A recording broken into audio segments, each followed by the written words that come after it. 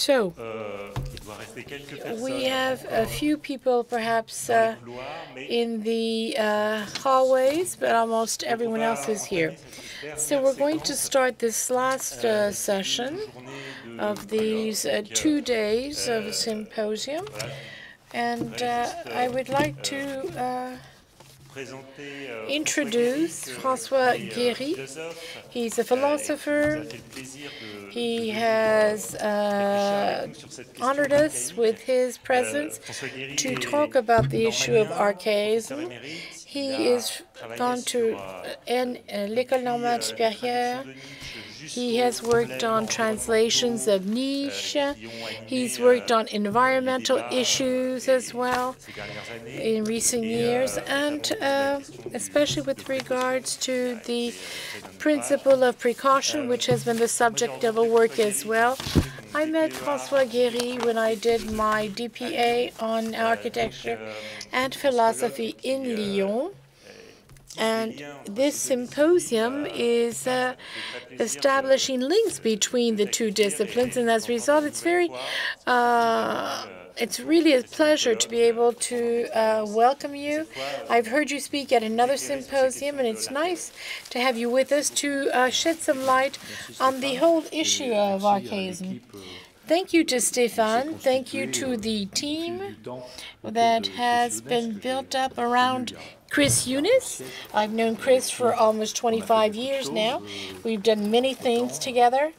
In the meantime, not just symposia, but also courses for students of architecture, but also philosophy. And I must say, I've always enjoyed speaking of philosophy to architects, because I think that it's always pleasant to talk to open-minded people. And I think it's a good thing that this is another opportunity of speaking of philosophy here by the schools of architecture like Gerfo. And I must say, I also appreciate the very stimulating aspect of the subjects that have been put forth during these different years. You know that archaism is something that is also interesting to deal with today, especially if I was to try to how I interpret this question of the archaic. I think that when a society, when a civilization reaches a dead end in so explicit a way, we might ask ourselves what the future of the world is. And for that, we need to look for answers with regards to what we call in my time progress, because very often the question of progress is asking us to do a U-turn, and that U-turn would be to ask what are the resources of this trend opposite to progress towards the archaic, the neglected. This is why I wanted to propose something which has always been there in architecture, something that perhaps is no longer done sufficiently. I think that if we look at an author like Ortega y Gasset, has reflected a great deal on this whole question of the crisis of modernity and this crisis vis-a-vis what is ancestral, millenary, the past. When we look back to the origins, when we no longer want that know-how, because we tend to estimate or overestimate, as Nietzsche would say. In the 18th century, in the 19th century, he used to say that the Europeans, in fact, had their head was, smoking. And I wonder what they might think of, what he would think of now in the 20th and 21st century about this smoking head. When we talk about the archaic, for me, the archaic is also ancestral. I think that it's an approach that it's a voice we should stop trying to strangle or choke off. I think that the ancestral and the archaic share something in common. What's ancestral? It's us. And that which is ancestral has an extraordinary strength in terms of the voice.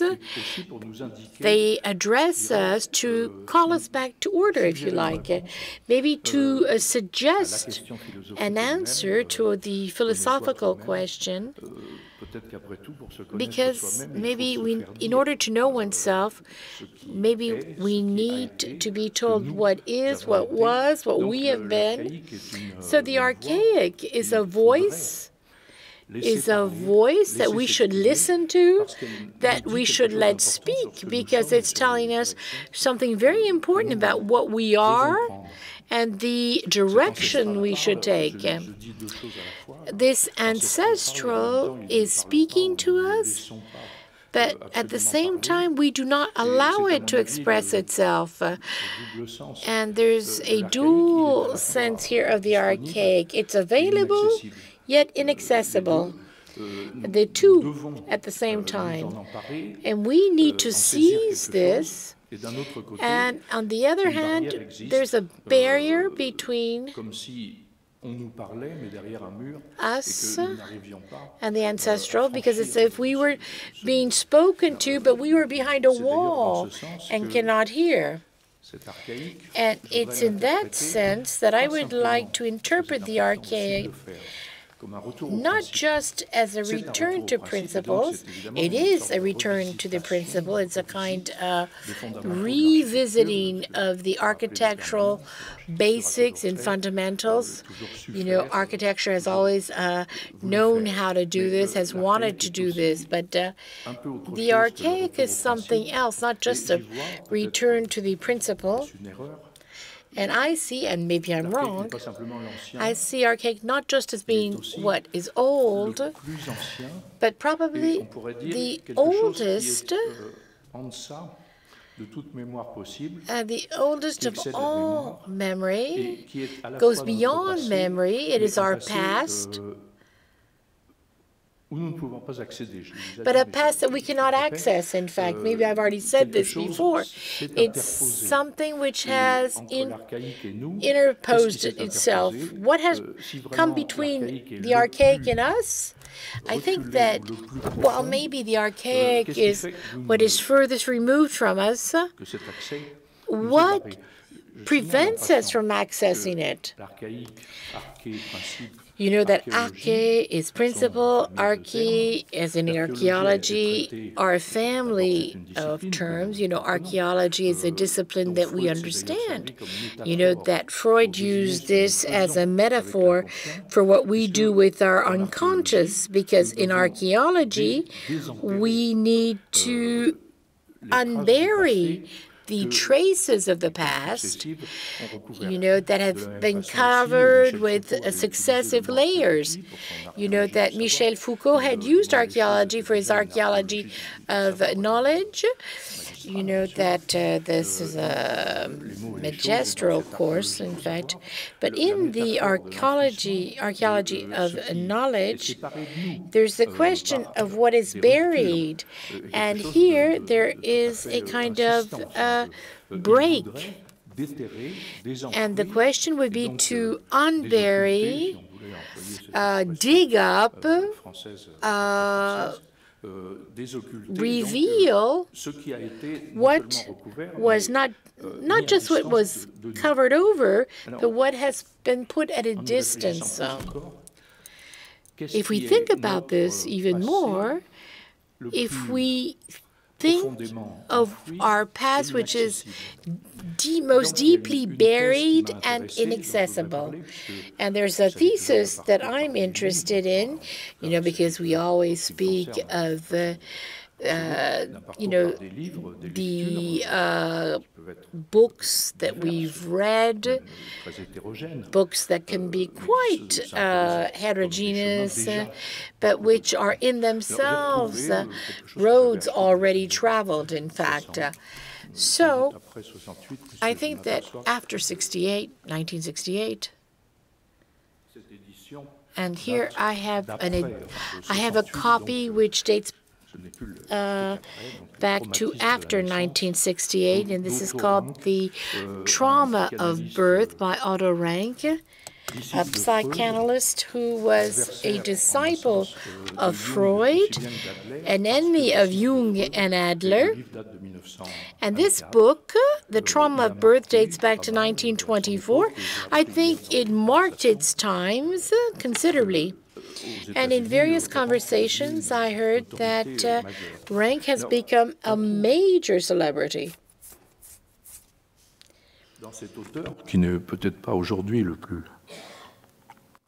Now, this author, who is probably not the most read today, there is a radical thesis of the archaic and what separates the archaic from us. What separates the archaic from us, for him, is birth as a trauma. And so the archaic of existence, of human existence, the archaic of man is the prenatal stay, which is universal, given that all mankind has known this prenatal state, because we were not yet we, but at the same time, what separates us from that, and this is something that Rank has developed in multiple ways, is very convincing. That is to say, the trauma, the violence of birth is such that it becomes impossible to evoke.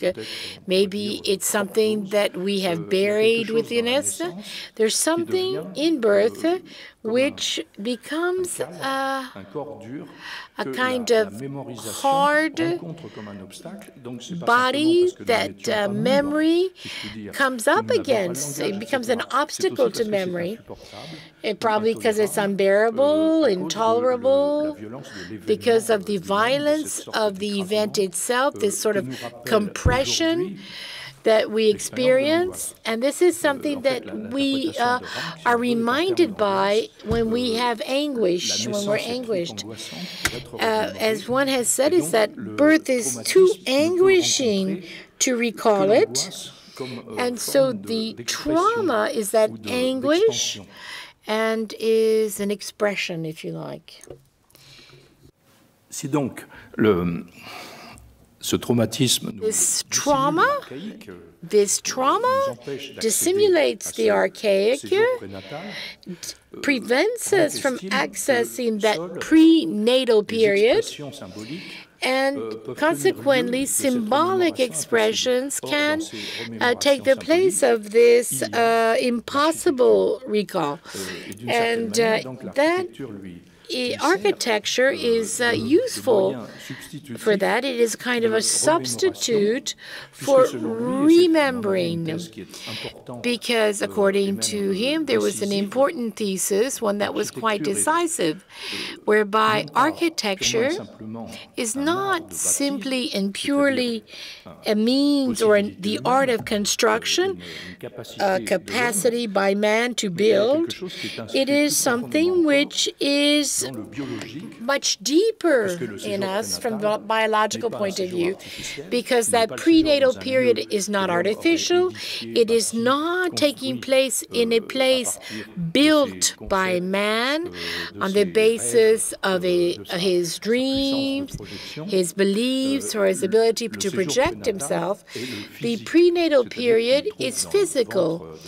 It is within the womb of the mother, within the uterus, something that nature is giving not just to man, but to all animals born by their mother. And that is the biological issue. Now, if I was to develop this concept and explain why I find it interesting, I could perhaps read a few brief sentences from my presentation. The primitive dwellings of the living, whether they were grottos, caves, or hollow trees, they were chosen because they recalled the warm, protective, uterine environment, whether we're talking of Gothic temples, American skyscrapers with elevators. Everywhere we find ourselves in a reproduction which goes beyond the simple symbolism of dream, but all of these creations aim at replacing in a more or less similar form the primitive situation, that is to say, the intrauterine situation. So this is an interpretation, of course, but I think that this leads us to come to a more substantial element on page 97 of the book, where a linguist, Ernst Fuhrmann, says that he has seen remarkable linguistic coincidences between words. The house corresponds to the skin, the water in which the sun plunges, and all words are trying to designate, all words designating the village show a very close cooperation with the descent, in fact, the out. In German, Haut is skin. Donna in German, Hut is the hat, Hütte the hut, and Haus the house. So Fuhrmann, the linguist, says that the words which explain the human-built places refer to the skin, the haut, that skin in which we were contained, protected, before being capable of being born, of coming to light. What's also interesting here is that in the archaic movement, in the movement towards the archaic, at one point in time, we have to spill over into the world of art, and then on to nature and physis, so that the archaic of the techne is the phosis. And I know that in architecture and in technology, today there are people looking for models, for success models in the physis. That is to say, they look at animal construction, organic construction, because they have succeeded, whereas our techniques do not succeed.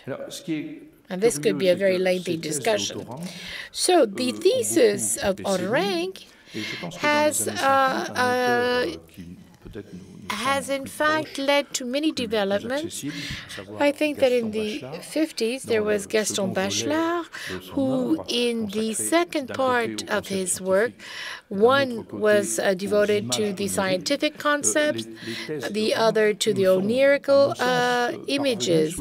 And I think that Rank's thesis has come to us in the form of Bachelard's theme. And here I'm thinking of two major texts. Even though we could go further, we can talk about the poetry of space and the earth and the dreams of rest, and the other one which deals with will. I looked at the fact that Bachelard is always revolving around this nucleus, a dream of what is intimate, and I've tried to see whether to find that nucleus of intimacy in the uterus, in uterine in life, and if all of that is revolving around a kind of fantasy, an idea that we find in literature, poetry, novels, whether this coincides with Ranke's thesis. And I must say that he, in his work on the earth and the dreams of rest, I have a copy that I consulted for this. So, in fact, I have the Corti copy, José Corti copy, page 121. I read, the entry into the native home was characterized by classic psychoanalysis as a return to the mother. This explanation, no matter how legitimate it might be, is too massive. It does away with too many nuances, which would highlight in detail the psychology of the unconscious. It is interesting to seize all of those images of return to the mother and examine the detail of the substitution of images, the house and its own symbols, and if we were to develop all of the differentiated symbolic of the cellar, the attic, the kitchen, the hallway, the unconscious, there's a kind of negation here of an inspiration coming from Otto Rank and the trauma of birth. Bachelard speaks of a phenomenology which is differentiated, which speaks of the space of intimacy, the house in one's memory, the house of one's childhood, with all of our imaginary. And he calls for the differentiation between a description which is not really phenomenological, because it's hard to say what is psychoanalytical, phenomenological in Bachelard, etc. What is, in fact, the taking into account of the imagination from all points of view. But what's important here is that if the house was the uterus, then we could not have a differentiated phenomenology between the attic and the cellar, because the uterus is a single cavity that is uniform. The uterus does not have floors. What he says is that if the house has these different floors, and if they're so important, because we all know the Uranian character of the attic and the Plutonian nature of the cellar, and the verticality of the house of memory, you cannot have the phenomenology of a house with several floors if that house was uterine. He understands that this imaginary of the house, of this inhabited space, that the house in human terms is the nest or the uterus. Well, he uses images here. The differentiation is an art of construction, which is not possible in the uterus, but which is possible in this world in which we are, even during our uterine period.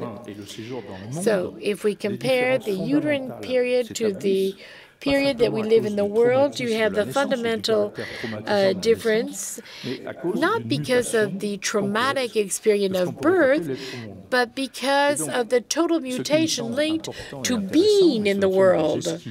I think that this is very interesting, and I've tried to answer a request made to me within a short period of time, and to try to identify a few possible paths of advancement.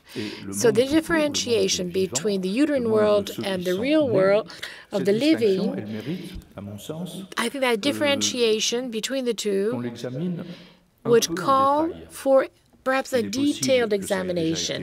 Maybe it's already been done, maybe it's been done sufficiently or well done, and that maybe a few naive comments on the spatiality of the uterine world on the one hand, and the spatiality of the world. Perhaps I've already been overtaken by a literature that I'm not aware of.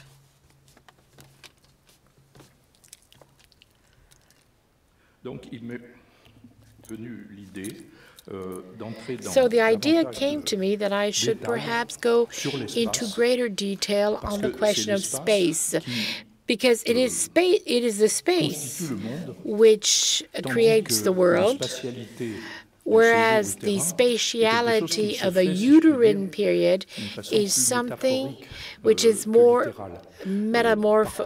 which is more of a metaphor than literal. So it's, as far as we cannot project exactly what that space is, even though it is the most universal space of human condition, because everyone has been born in a womb. And I set aside here all of the different scientific, technological developments which are trying to replace nature from that point of view. But I said that my approach is a literary one. So I would like to briefly call to mind here a work by Heidegger. I had bought this book, Remarks on Art, Sculpture, and Space. And there, in my opinion, we find food for thought about what space is, because for him, space is the world. The space of the human being in the world is the world itself. You know that Heidegger characterized the world as time, but there is the space, and this is very interesting with regards to the spatiality in Descartes, for example. Anyway, having said this, let me say that this text sheds some light, because, as is often the case, it produces a neologism. He uses the word space as a verb, to space, but he doesn't say to space because he uses German. And in German, in fact, you have Raymond, because we're speaking that we're in between two worlds. Raum in German space can be translated in two ways. It can be room, which is not just a room, a physical room, but it can be space, to have space. And on the other hand, the word space, in terms of space research, you know, okay, outer space research. So this Raum, the German word Raum, Heidegger transforms it into a verb. Remember, he had also transformed into a verb the word die Welt, which means the world. And, you know, in the 20s, in fact, his students said, well, you know, there's a professor that says that the world modifies. Die Welt weltet, or es weltet, or it is worlding. You know, like you would say it's snowing, it's raining, you'd say it's worlding. So the word world was made into a verb. And the same way Heidegger took the word Raum, room, and made it a verb, rooming, to room. In French, we have a problem, because in French, to say to room, espacer means to, you know, to distance your meetings with someone, for example. So in French, espacer, space, would mean, would have a temporal aspect. Now, the translator Didier Franck tried to find an old French word called Essarté, E, two S's, A-R-T-E-R, which means to clear the land, okay? Écarter in French. This doesn't mean that you create a void. No, what you're doing is to enlarge a given space. You know that languages are very much linked to gesture. So let's say I'm going to work. I'm going to take some books, place them on the table with a computer, etc. But the table is quite cluttered. So in French, the word écarter is I'm going to move things so as to have room for what I want to work with. So space can be changed, arranged. Imagine the gesture of pushing everything onto the floor when you're mad or something, you know. So spacing, if you like, spacing is the instauration of a space. And here, there's the characteristic of enlarging a field where you're working. There's something which is almost architectural already. When you space, when you create space. I forgot to say here that you have rank and bachelor, and Heidegger, on the other hand, insists on something which is fundamental between topos and fora. You know, topos is the place where I am, my position, whereas fora is an open space. It is a shared space. So for him, Raum is a shared space. And all architectural spaces are more or less destined to some kind of sharing because they have entries, they have exits. And so the access to an architectural space is something which is part of the space. And when you speak of access, entry, you have an opening, you have availability, you have a to and fro.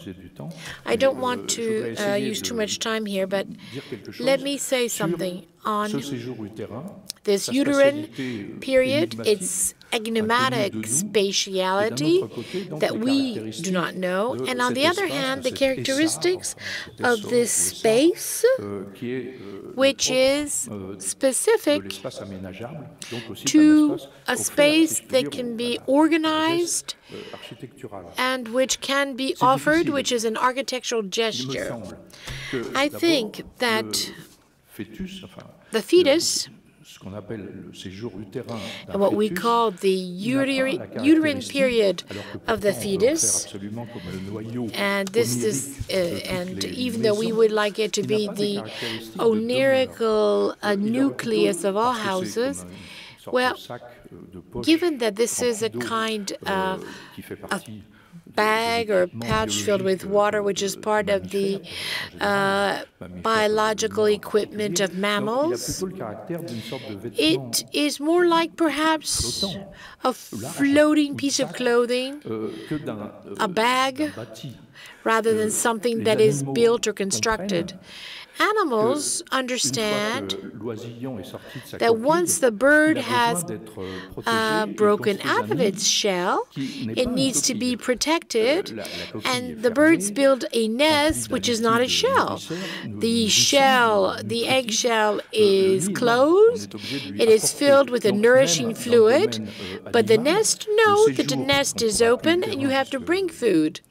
So the uterine period, whether it's a bird in a shell or whatever, in the animal world, the uterine period has no equivalent once the birth is there. You have something spherical in that bag or pouch, spherical and liquid. But the liquid is not really the characteristic there. You know, it's not something that would be soaking in a liquid or something. The real source of life is not the amniotic fluid. So the spatial existence of the fetus is, in fact, by intermediary, by the it's inside this belly, so it's inside the belly, and for the fetus, the characteristics are totally different from what we call the world and the spatiality of the world. And here I'd like to come back to that point in two words, maybe. First of all, we differentiate the dimensions of the world. I know that in geometry we speak of 3 dimensions, which are expressed in the following way.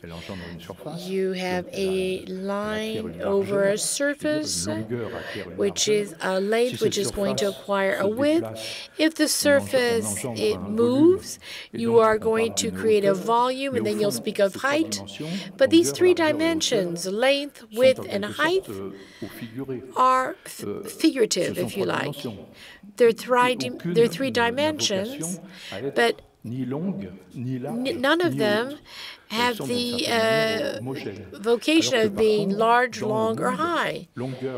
In the world, length, height, and width, or verticality, have a meaning, have an existential meaning, which need to be examined more closely.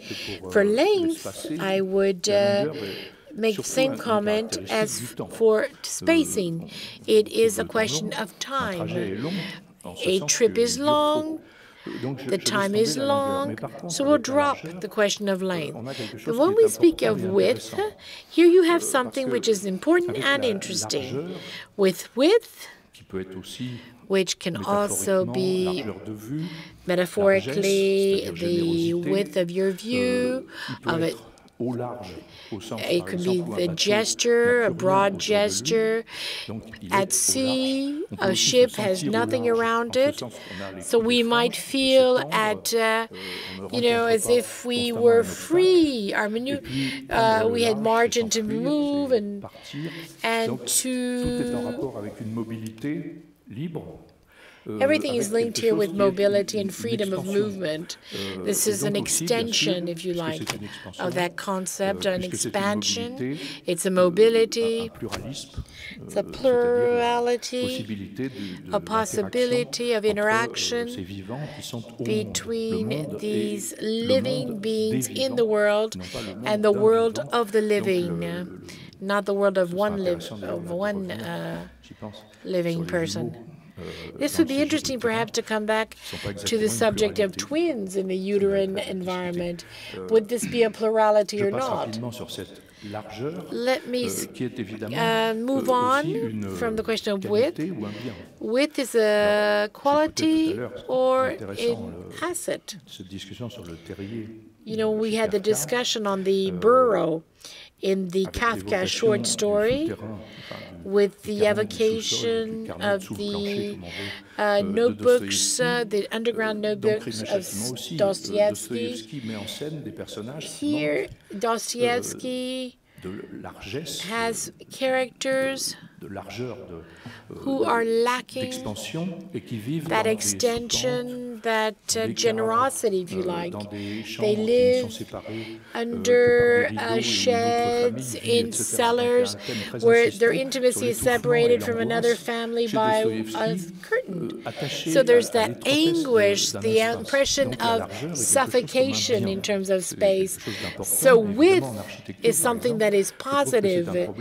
In architecture, I think the question of overpopulation, you see people who have to limit themselves in terms of space or in terms of life even.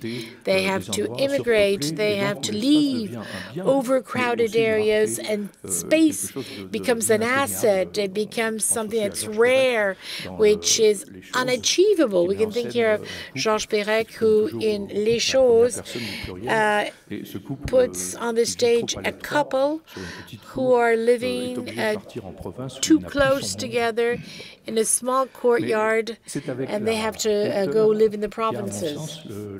So I think height is the word that calls for the most attention here. Height is verticality. And it's linked also to mobility, because the birth is before a standing up, straightening.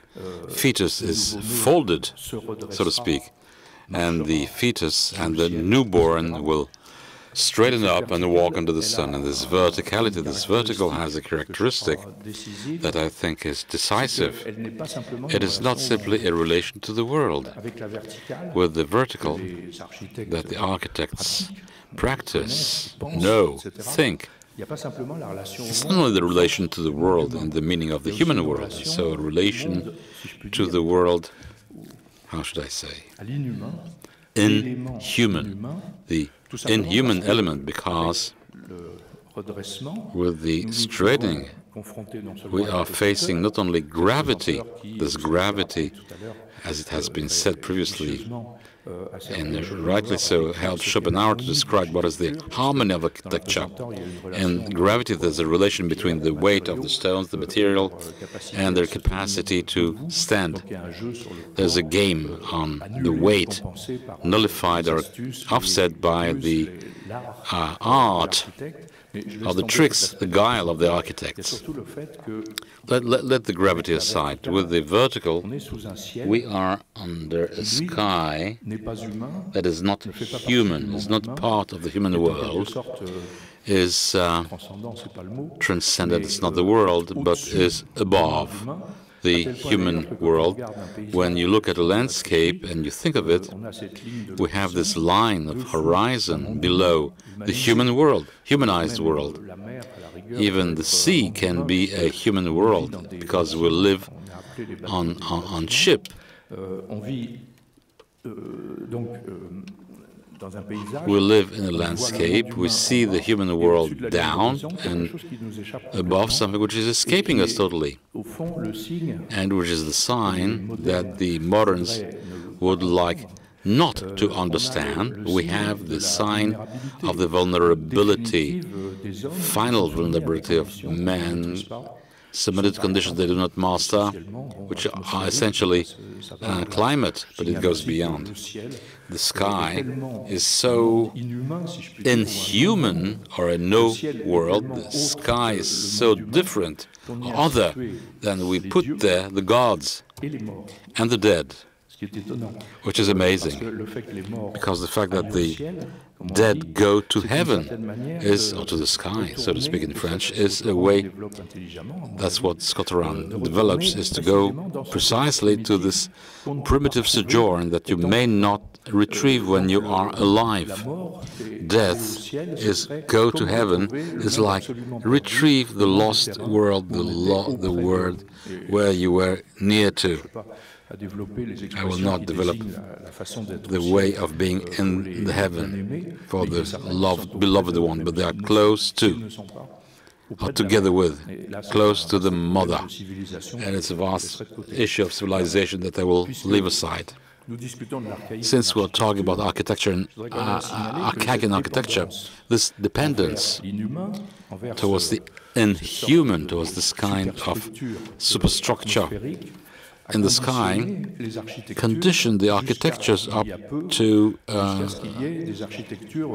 few years ago, until we had no climateric architecture, without taking into account the casuistic of the location. It's not my area, but I have noticed that if you move in the mountain, the more you climb, the more you see that the roofs have this angulation, because you wouldn't want that the weight of snow would crush the roofs.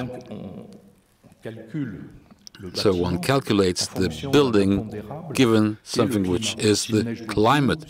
If there will snow, if there's a lot of rain, or if there is a lot of sun, each and every time the building will try to take into account those superhuman data and calculates these materials according to that. When I went to Turkey, when I was a young man, I became aware that there was a second city built on top of the roofs, from where you can see the terraces. You can move from one terrace to the other, and there is something which is due to this climate. Little rain, a lot of sun, terraces are possible only there.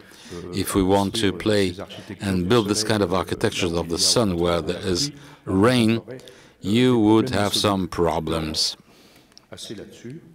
Enough of that. I'd like simply to say that this lesson, architecture that would take into account the climate of the sky, or what is not human, but what is the constraint and the limit of the powers of the human, is what every architecture should memorize, keep in memory. It should keep in memory the successes, the architecture that we call vernacular, climatic or climateric.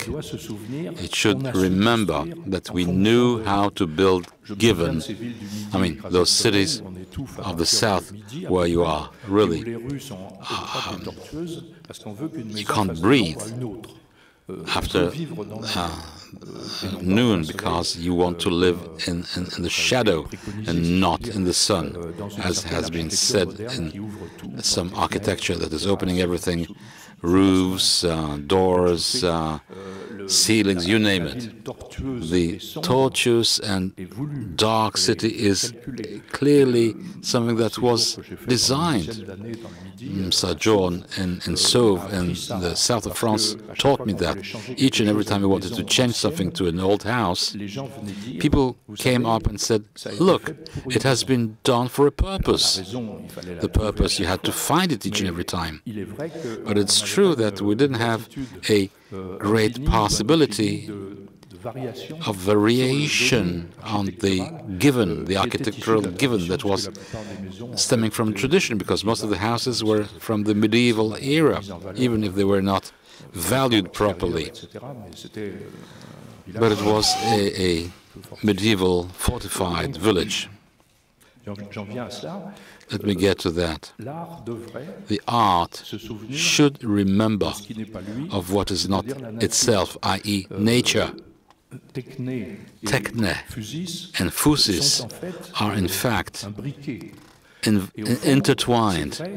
It is true that the archaic of art is the physis, including under the condition of overcrowding, of overspill of humanity, that, like Heidegger said, that man is meeting only man everywhere. Thus, it's not because you meet crowds that nature would be dealt away with.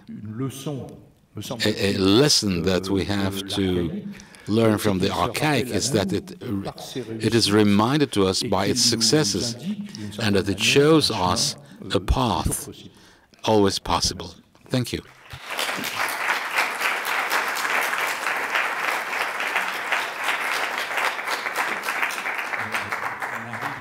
We get to the conclusion of those 2 days.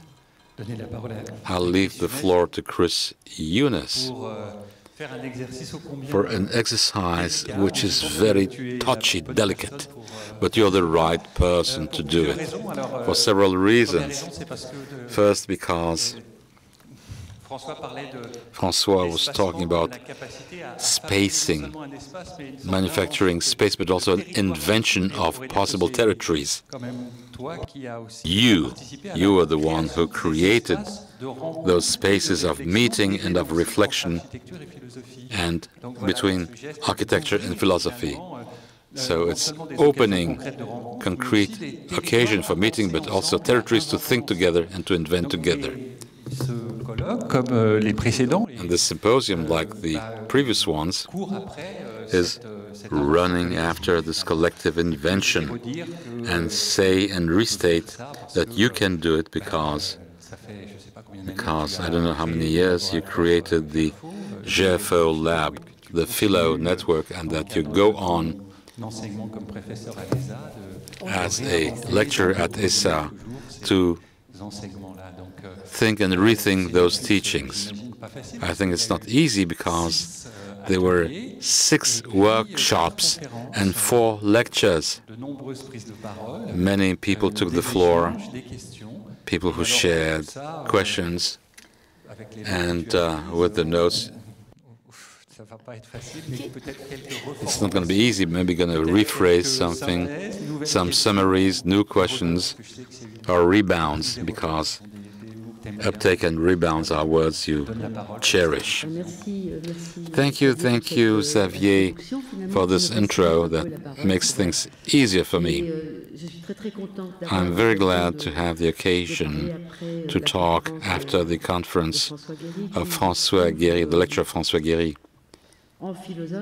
As a philosopher, I think that he helps us to rethink those issues that crossed those 2 days about the primitive heart, the cave, all those questions that are at the heart of the new modern forms. It's not easy, and I have looked. I said to myself first that the publishing will unite all the bits and pieces of a jigsaw puzzle. It's a puzzle that we built together, that we have produced during this meeting around archaic, and it's possible in architecture. What will be the outcome? What will be the figure that will emerge from all this? The book that will pick up from everybody, the elements brought by everybody, will help us to see better, but will also introduce some fuzziness. I thought that there were some leads that I wanted to work upon from what has been said previously, and about three main leads that I would like to share with you. First, it's about the constellation of the archaic. The second, on the transversalities, very dear to Deleuze and Guattari. And third, about the possible, but after the transpossible, get back to very existential points, ways of existing on Earth for human beings. First step, first line, if I may say, in the words being pronounced during those 2 days, images that were very numerous during the different presentation, but also in the exhibition, making a corpus, a wealthy one that will have to be worked on as such, but also the energies that were individual and collective in the same time, mobilized, that were very present since yesterday morning until right now. They made, I mean, this word constellation, I picked it up, that was taken. It's a word that is used, but it was used previously also in many workshops, for writing workshops, picking up this image, constellations in the sky, but also constellation on the land.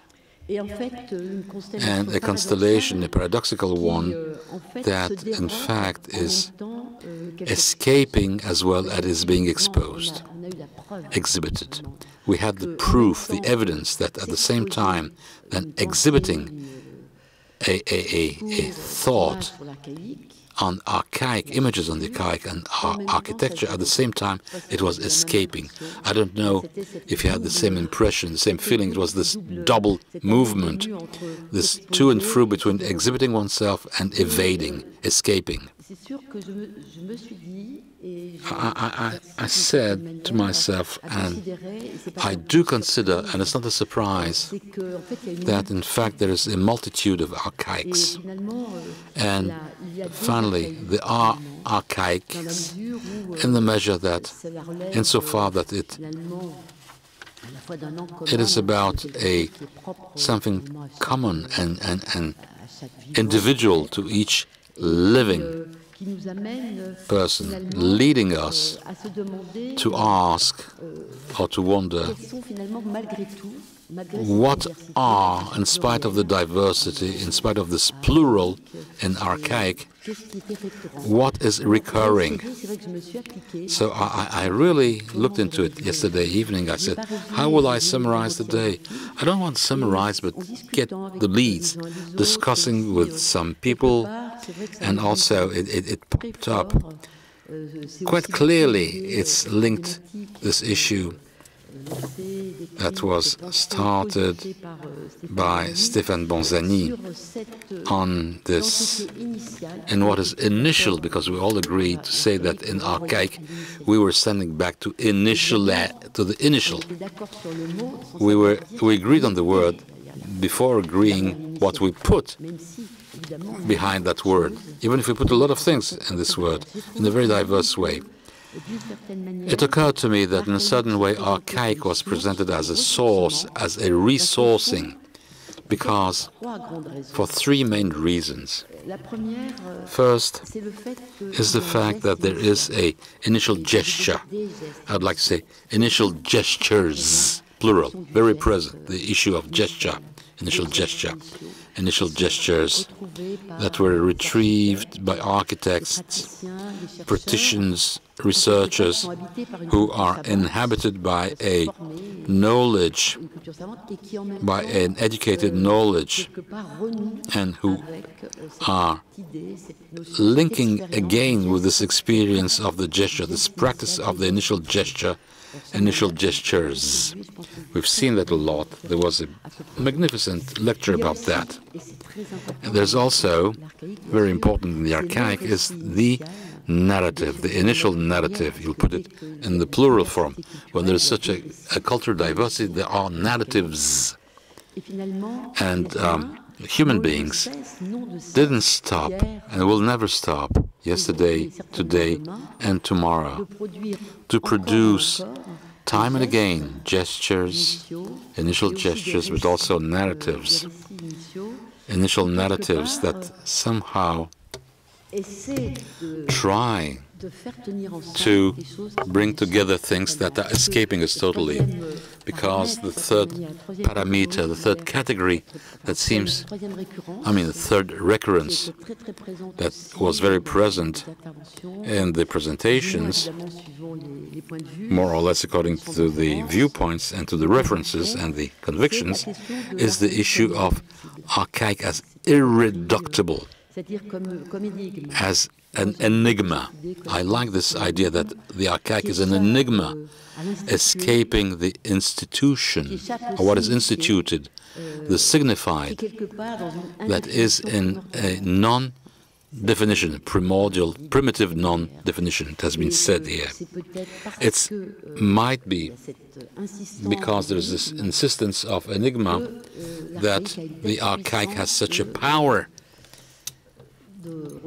of resourcing, of eras in a way or another, and we have seen this in the various presentations. So that was the first thing with the paradoxical constellation here, because it exposes itself, conceals itself as linked to gestures, narration, and an enigma, as if that as we speak, when we say that we lose the word, as would say archaic, and the gesture. Secondly, the transversality, which is a kind of grab bag for everything. That this paradoxical constellation was in fact crossed by a series of contradictory tensions, which are complementary as well, which were mentioned during the various presentations. And this tended to renew with certain ideas that have been proposed. And I think that it will be interesting for the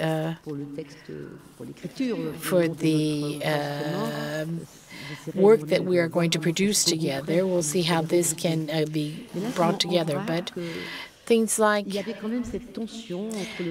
tension between what has been left behind, which belongs to what is very ancient or is outdated in that it is something which is very, very old. And here we're trying to look at what is coming, yet things are linked. I mean, if you have certain DNA, this DNA is coming from some place very far away. So there's a question of things which are present from a very old phase is present in the natural sciences. So there's the idea of what is outdated and what is permanent. I think that François Quéry's lecture, in my opinion, really puts words on a lot of the things that we are working on here. There's also a transversality which was imposed but not as developed, which in terms of anthropology was the question of cyclical time and linear time, which leads us to think of the archaic in different ways. At the beginning, you have something which is continuing along its way, something which is a certain line with certain orientation, whereas what is cyclical, like time, as expressed by Nietzsche and others, is something which comes back, even if it is if it's going to be metamorphosed or transformed, it comes back. And there's the idea of that spiral which moves but comes back on itself while progressing in a certain way. So the whole question of the displacing. So that's important in the archaic as well. I know that you can also see the tensions, the contradictions, the origins, that is to say, the primitive hut and the formal, and the basics, the fundamentals. We spoke of the fundamentals. I think this is very important in architecture. Because, it's like people have said, we have to come back to the fundamentals, And for the architects, they were perhaps not expecting this question to be raised of architecture at the contemporary level. This is also something, the transversality between the reflexive distanciation, the side steps, yet this immersion, this bodily immersion on the one hand, intuition, the affect, emotions, which immerse us in things. This brings us with existence, the affect, the emotions,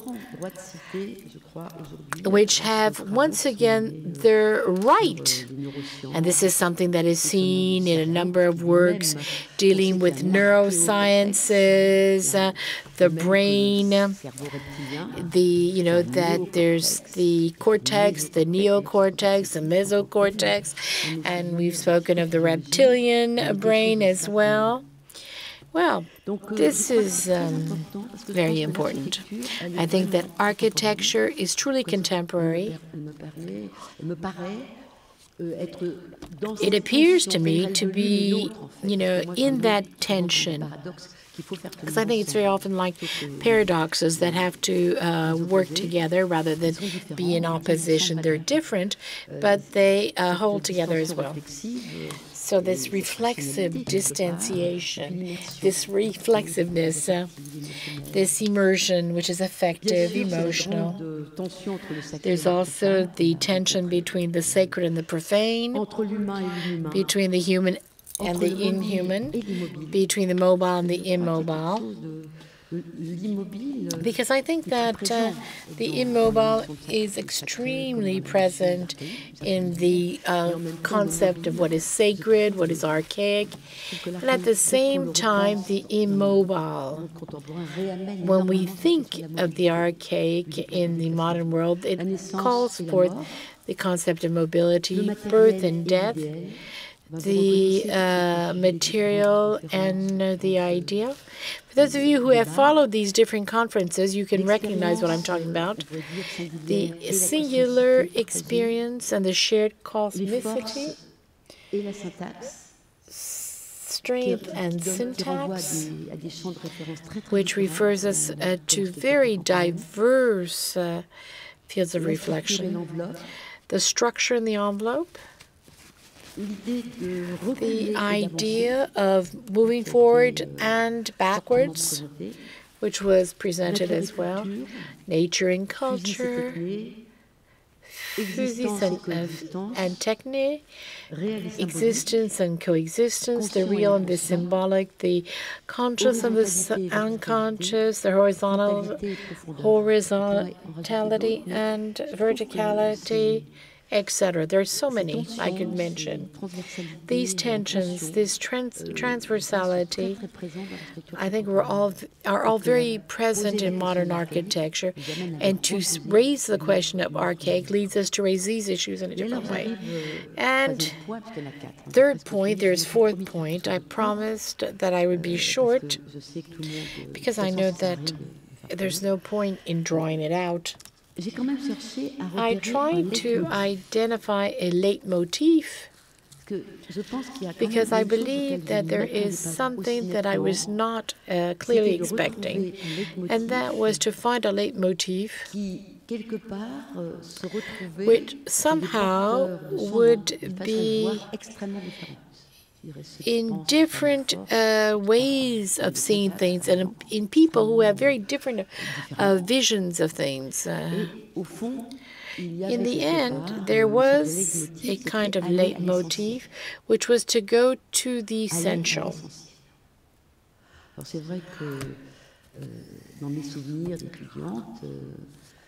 In my memories of a student, and in the very arduous work that I did to try to understand what was going on, well, this very idea of returning to things, to coming back to the essential, to what's essential, is something that is there in the forefront when we talk about this contemporary aspect. We get the impression that after this, after the ground covered by humanity, what is essential is not always that obvious. It can be cluttered up with a great deal of knowledge, prejudices, false expertise, etc. So I think that the archaic, the arche, sends us back to what is essential, what works. I think it's very interesting to read the historical dictionary of the French language. When you look at arché, you need to find what is working first. At the same time, we don't know what works first. And so I think that is the leitmotif. And then you have a kind of coupling or pairing, if you like. I hope you will react as well. Taking a risk here, because for me, there's something which, even before this symposium was organized, I've seen symposia which have begun to be organized on the subjects of digitalism and shamanism, about trances, things that come from the magical rituals, shamanism. You know that that magic is very much present in Simondon, and there are rites, fictions, which want to be gestures, etc., which are trying to capture the forces and interactions between elemental nature. If you look at pre-industrialized societies and how they have evolved, I've seen some of them in terms of the primitive arts, all the work of Escola, nature, culture. We find these rites which are shamanic, which enable us to find things which are extremely powerful forces. These are life forces, but also forces of death. They can give life just as they can bring death. So I believe that there's a real return of that elemental nature. We saw this in François Guéry, Marc Brani, Olivier Rosses, and I don't really remember his name exactly, says Mrs. Eunice. There is the question of this elemental nature with which we can find traditional, essential traditions, how to work with air, earth, fire, the elements. And I think that with the students I'm working with, I believe that the perspection work is going to be directed towards what is elemental, what is living, whether it's plant, animal, and everything which is linked to the mystery of the genesis of life. And even the genesis of the earth and the universe. There's really that mystery of genesis, of life, human life, and other forms of life, as well as the genesis of the universe, quite simply. That very deep mystery that Edgar Morin speaks of. As a limit to our knowledge, is extremely present in the archaic. In other words, the archaic is what leads us to limit the arrogance of our knowledge. It forces us to work and accept the extraordinary ignorance in us which inhabits us. I'm not trying to praise ignorance. I'm just saying that it's a question of not knowing these aspects. You know, I mean, some would say, well, look at, you know, what Freud would say, that what's essential, in fact, is escaping all knowledge. So finally, the new forms of initiality in architecture. These are perhaps the forms of liberation. Somewhere along the line, we could say that these are forces which liberate architecture and life itself. What is it going to liberate us from? Well, from two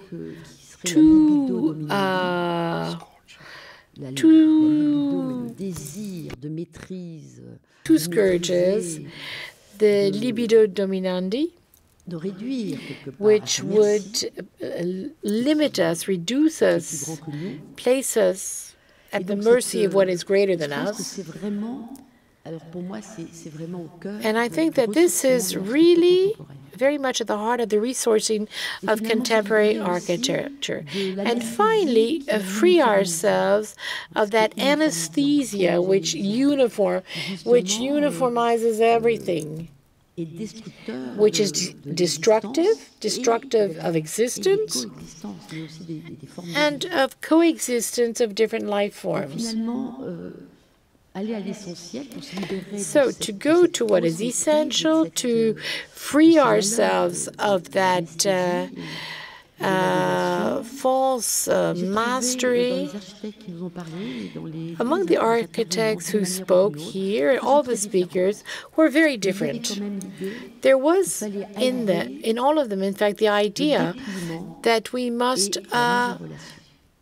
bring together, in fact,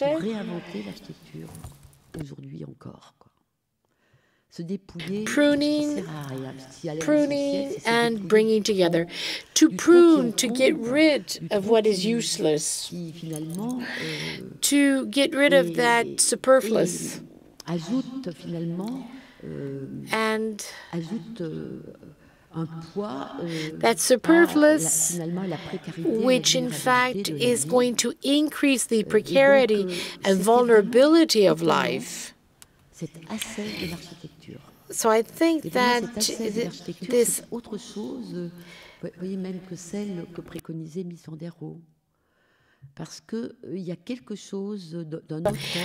this aesthetic aspect of architecture, there's something in what we do which is more than just geometry and construction, but which brings us to a kind of aestheticism, which is that pruning, interior pruning, the way we see the world, the way we feel the world, the way we live the world, the way we transform the world. Transforming the world, in fact, this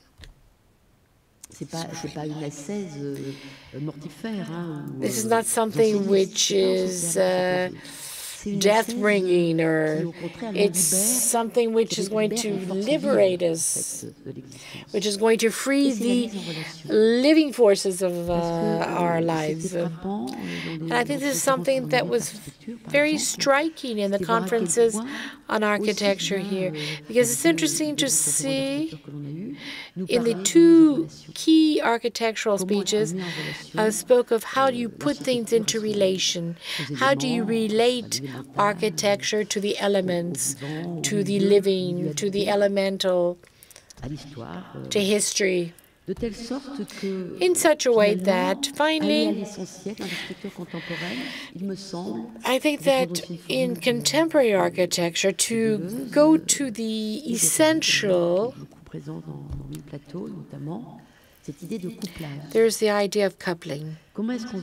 How are we going to bring together the pruning and the relation? Why is this? Why do we want this? It's for things to stay together, to try to have a kind of collective ethos. Architecture as a unique, common ethos. And I think that's the real question faced by contemporary architecture, which concerns all forms of projects, or even of logos, the word. Let me conclude with a question, asking myself if, in the end, if we want to keep things together, we want them to hold together, to stay together, whether they're symbolic, elemental, cultural. I wonder whether perhaps the archaic refers us back to the whole question of the rhythms, the echo-rhythms, like the ecophosie, echo-rhythms which are tectonic, biological, social. And finally, one of the major philosophers of the 20th century, a Frenchman, Henri Madinet, put at the heart of all his philosophy the question of feeling and rhythms. The rhythm as the major secret, because it has the ability to open up the world and hold it together as well. His thought, the thought of Madinet, is in line with the Taoist yin-yang philosophy, which has always brought together complementary opposites. It's not the yin or the yang, but both, the feminine and the masculine. It's the sky and the earth, heat and coldness, and many other couples. This Chinese Taoist thought of yin and yang is in fact the total mutual reciprocal relation between opposites. And Madine speaks of the self-movement of the space and time. This whole category of space and time which are static. We're like in a tower, you know, with windows and walls which prevent us from going beyond in the space. So the way Madine questions rhythm, and I think he asks a question which is one for architecture, because architecture is constantly becoming, adapting, just like life. It advances like life in adaptation and in becoming. So there's that self-movement of space and time, not one or the other, but both together. And I think this is something which led to it to becoming almost a crime if you didn't speak of space at a conference. Space, which is a place, or spatio, as a space scene, space being more existential. It's a link of the two which really is fundamental. For Madine, this rhythm, this auto movement, this self-movement of space and time comes out of nothing, and yet is probably closer to the existential. So the archaic, in fact, where does it come from? Where does the archaic come from? Obviously, we cannot answer the question. Finally, this is linked to what is felt, and what is shared. I think that if we look at the school, when we talk of sharing, of what is common, what can be shared with the inhabitants, with those who produce things, becomes a very central issue. How are we going to share things? We're not just going to give something to an expert or a specialist. So there is something linked to that path of experience, of what is felt, and not just the model, but also what is shared, what is common, what is co-built, co-thought. It's not just an explanation. The archaic cannot be explained, but at the same time, it acts. This is something that we were reminded of. This is why, finally, I think that the question of the archaic and what is possible in architecture, it is the couple of the transferable. What is transferable? You know, we see art in existence, man in madness, these critical instances of life. What is something which is very mobilizing, stimulating, is the fact that in architecture we can feel the experience of things, of the living, of the other. We're capable of feeling that the transferable, to give a body, a spirit, to give us a body again, give us a spirit, to give us empowerment, to free us. This is also the transpossible, the ability of going beyond what we are coming from. I'd like to quote Henri Madine, because this is really very much in line with the conference we've just had. What is at play here is how, with architecture, we can, in fact, cross something which goes beyond us and achieve something which is architecture, work on existential dimensions, this base, which is elemental, which is probably biological and cultural, is extremely important. And Madine says in a short sentence, but which raises a question of how to do with this architecture, which is tectonic, airy. We do not exist just so as to have our feet on solid ground. We feel ourselves enveloped from all of the horizons because of the depth of the sky, the elliptic depth of the forests, and that we find in the Catonian ones in the earth.